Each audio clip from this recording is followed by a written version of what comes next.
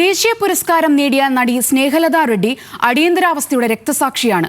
അടിയന്തരാവസ്ഥയെ എതിർത്ത കിഷോർ കുമാറിന്റെ പാട്ടുകൾ ആകാശവാണിയിലും ദൂരദർശനിലും നിരോധിച്ചു. മലയാളത്തിൽ PA ബക്കറിന്റെ കബനി നദി ചുവന്നപ്പോൾ എന്ന സിനിമ തുണ്ടം തുണ്ടമായി സെൻസർ ചെയ്താണ് തിയേറ്ററിലെത്തിയത്.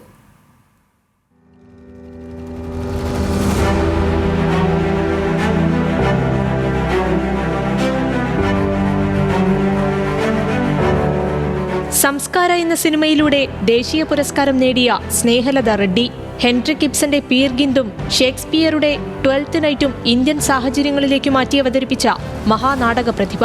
ആ സ്നേഹലത റെഡ്ഡിയെ അടിയന്തരാവസ്ഥയിൽ അറസ്റ്റ് ചെയ്തു. ബറോഡ ഡൈനാമിറ്റ് കേസിൽ പോലീസ് തെരയുന്ന ജോർജ് ഫെർണാണ്ടസിനെ ഒളിപ്പിച്ചുവെന്നായിരുന്നു കുറ്റം. രാത്രിയും പകലും ഉറങ്ങാൻ സമ്മതിക്കാതെ ചോദ്യം ചെയ്തു. എല്ലാ രാത്രിയിലും സ്നേഹലത റെഡ്ഡി വേദന കൊണ്ട് പുളഞ്ഞു കരയുന്നത് കേട്ടിരുന്നുവെന്ന് മറ്റൊരു സെല്ലിലുണ്ടായിരുന്ന മധു ദന്തവതെ പിന്നീട് എഴുതി.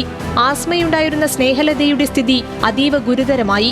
നടക്കാൻ പോലുമാകാത്ത സ്നേഹലതയെ ജനുവരി 15 പോലീസ് വിട്ടയച്ചു. 20 സ്നേഹലത മരിച്ചു. മലയാളത്തിൽ PA ബക്കർ സംവിധാനം ചെയ്ത സിനിമയാണ് കബനി നദി ചുവന്നപ്പോൾ. സംവിധായകൻ പവിത്രനായിരുന്നു നിർമ്മാതാവ്.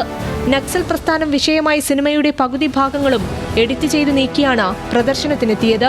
അടിയന്തരാവസ്ഥയെ എതിർത്ത് സംസാരിച്ച കിഷോർ കുമാറിന് പിന്നെ ആകാശവാണിയിലും ദൂരദർശനിലും വിലക്കു വന്നു. കിഷോർ കുമാറിന്റെ ഒറ്റപ്പാട്ടുകളും അടിയന്തരാവസ്ഥയുടെ 21 മാസവും കേൾക്കാനായില്ല. രാഷ്ട്രീയക്കാരുടെ കസേരകളിയെ പരിഹസിച്ച കിസാ കുർസിക്ക എന്ന ഹിന്ദി സിനിമ അടിയന്തരാവസ്ഥ കാലത്ത് തിയേറ്റർ പോലും കണ്ടിട്ടില്ല. ജനതാ പാർട്ടി അധികാരത്തിലെത്തിയപ്പോഴാണ് സിനിമ തിയേറ്ററിലെത്തിയത്.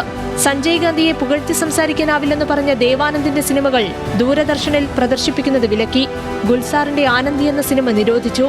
സുചിത്ര സെൻ അവതരിപ്പിച്ച കഥാപാത്രം ഇന്ദിരാഗാന്ധിയുടെ ഹെയർ സ്റ്റൈൽ പകർത്തിയതായിരുന്നു കാരണം. Political desk, news Malayalam.